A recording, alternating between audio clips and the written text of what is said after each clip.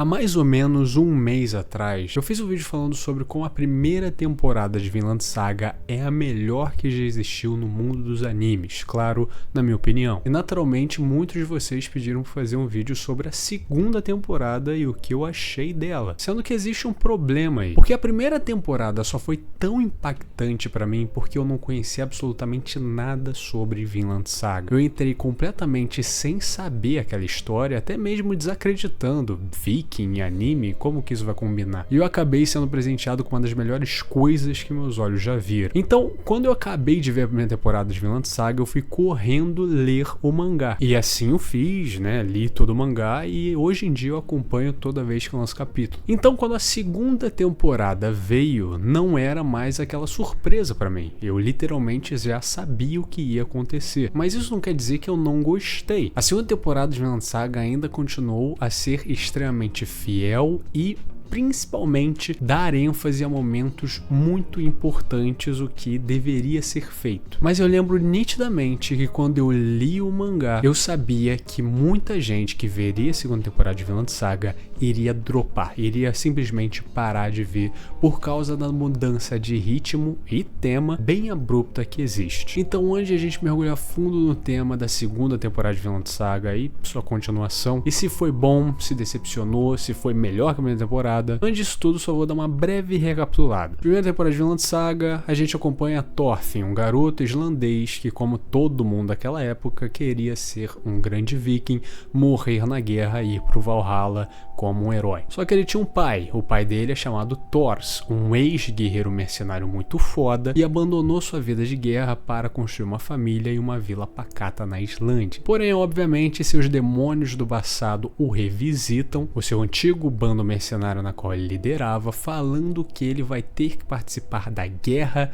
da Dinamarca contra a Inglaterra, representando os vikings e o rei da Dinamarca, senão a vila inteira dele vai queimar, todo mundo que ele ama vai morrer, esse tipo de ameaça básica. Porém, tudo isso na verdade era uma armadilha de seu antigo companheiro Floki, incomunado com outro líder de outro bando mercenário, Askeladd. Esse cara ficou encarregado de emboscar o Thors e a galera e matá-lo. Porém, quando ele mata o Thors, o seu filho presencia tudo aquilo e dedica sua vida a vingar seu pai e matar Askeladd. Então a gente começa a ver a trilha de vingança do Thorfinn sendo um novo soldado do bando do Askeladd, tornando essa criança inocente a um mercenário bizarro. Porém, a trama de verdade da primeira temporada é quando o príncipe Canute chega na parada. Ele é um dos filhos do rei da Dinamarca e ele é um príncipe tímido, bobo e frágil. Porém, Askeladd salva ele de uma cilada e eles começam a andar juntos. E Thorfinn e Canute se bicam no começo, mas depois criam uma amizade improvável. Afinal, ambos não estão acostumados a andar com pessoas de suas idades. E enquanto Thorfinn tem sua trilha para tentar ali se humanizar um pouco e aproveitar a sua juventude, ainda que lutasse pra caralho e derramasse sangue por onde passava, Canute passava desse garoto frágil para um líder determinado, na qual ele descobre seu objetivo e sua utopia, que é salvar os vikings. Ele acha que os vikings são seres que merecem misericórdia,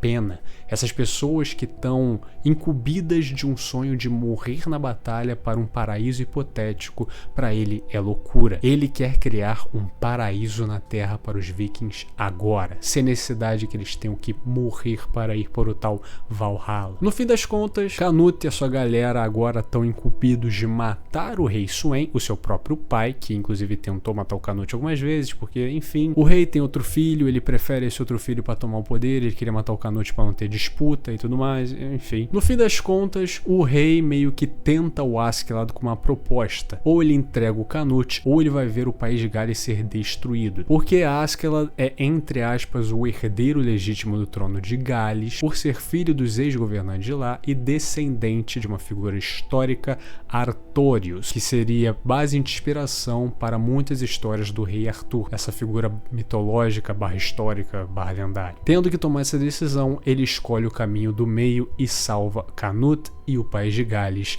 cortando a cabeça do rei. Ele se faz de maluco, como se ele fosse o assassino louco do rei que endoidou e o caralho, e com isso ele fez Canute lhe dar o seu golpe final de vida. Com Canute matando o assassino do rei, ele é considerado agora um novo rei. E Askeladd sabe que ele não vai mexer com o país de Gales, então ele protegeu as duas coisas, por mais que ninguém saiba disso. Thorfinn, por outro lado, tinha sido preso antes e tal, enfim, ele chega lá e vê o Askeladd morto, o objetivo de sua vingança que ele procurou por tantos anos, morrendo na sua frente. No fim das contas, Askeladd era uma figura paterna pro Thorfinn, e que ele não tinha pensado o que ele faria no momento que ele matasse o Askeladd. Ele não tinha planos depois disso. Thorfinn realiza que a vida toda dele foi para um objetivo na qual ele não saberia o que fazer quando ele alcançasse. Tentando jogar a frustração dele, ele fere o rei Canute e depois disso é preso. A primeira temporada acaba assim, com esse final melancólico e desesperador. E querendo ou não, por mais que eu fale tudo isso, a segunda temporada demorou 4 anos para ser lançada. Ou seja, se você viu a primeira temporada de Vinland Saga na época que ela foi lançada, ou perto de quando ela foi lançada, muito provavelmente as lembranças que você vai ter sobre essa série, claro, você pode lembrar de cenas marcantes que eu mencionei aqui, mas principalmente você vai se lembrar das cenas de luta, das cenas inacreditáveis de batalha desse anime. Eu acho que a primeira luta do Thorfinn contra o Thorkel é a melhor representação de força contra agilidade que já existiu. Porém, nós vamos para a segunda temporada de Vinland Saga, que acontece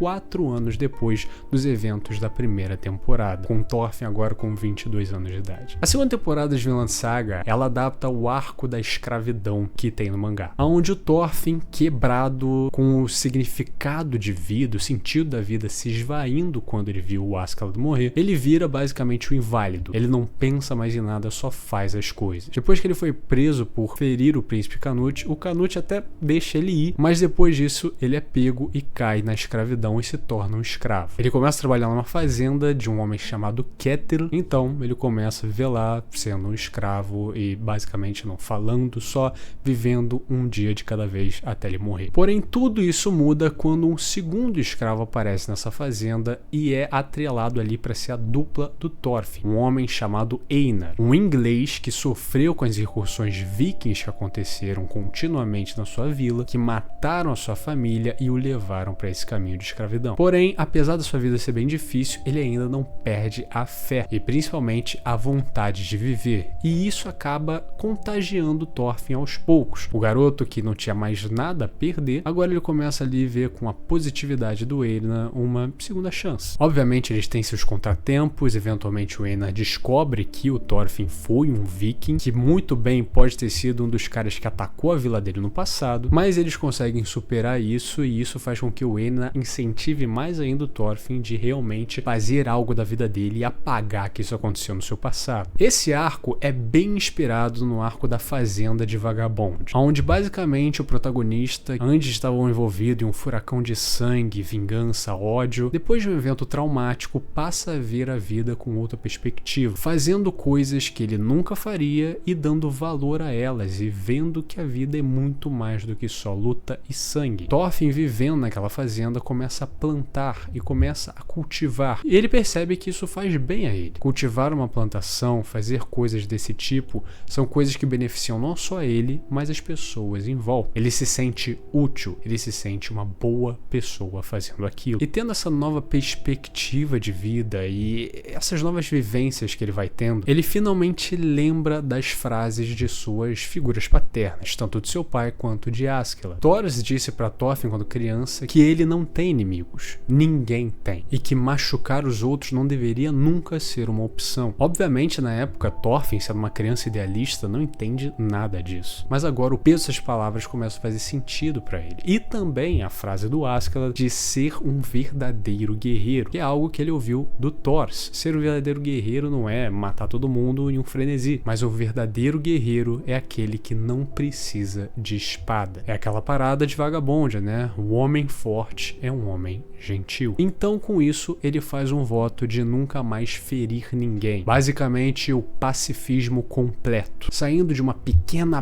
besta mercenário sanguinário para um homem que não mais pode empunhar nem sequer uma arma branca para se defender. E o mais interessante disso tudo não é porque ele começa a seguir esse caminho que o mundo todo segue também. O mundo continua injusto, continua com guerras, continua com sangue. Porém, agora ele tem que lidar com os desafios e problemas que ele já estava acostumado a lidar, que antes ele resolvia com violência, agora ele tem que resolver com outros meios. Agora, basicamente, ele é aprendendo tudo de novo. Ele tem que aprender diplomacia, tem que aprender a como lidar com situações, a acalmar pessoas, e não mais só sair socando todo mundo. E não é também porque ele seguiu esse caminho que agora ele é uma pessoa excelente. Inúmeras vezes ele tem visões de pessoas que ele matou agora realmente pesando nos ombros dele. Antes, matar pra ele era banal, mas agora ele percebe o fardo que essas almas causam nele. E muito por causa disso ele faz esse voto, né? Ele não quer mais peso nas costas dele, senão ele vai afundar junto com todo mundo. E não é porque Thorfinn vira um pacifista que a gente não tem nessa temporada inúmeras cenas de batalha e lutas inacreditáveis. Batalhas tanto do Thorfinn no seu modo pacifista, tendo que mais desarmar e desviar, que é muito maneiro, mas também outras batalhas que acontecem ali no decorrer da série, fora do núcleo do Thorfinn. E depois de terminar todo o arco ali de escravidão da fazenda, ele sai para almejar o seu verdadeiro sonho, que é o sonho tanto dele quanto do seu pai, de ir para Vinland, um lugar longe de guerra, longe de sangue,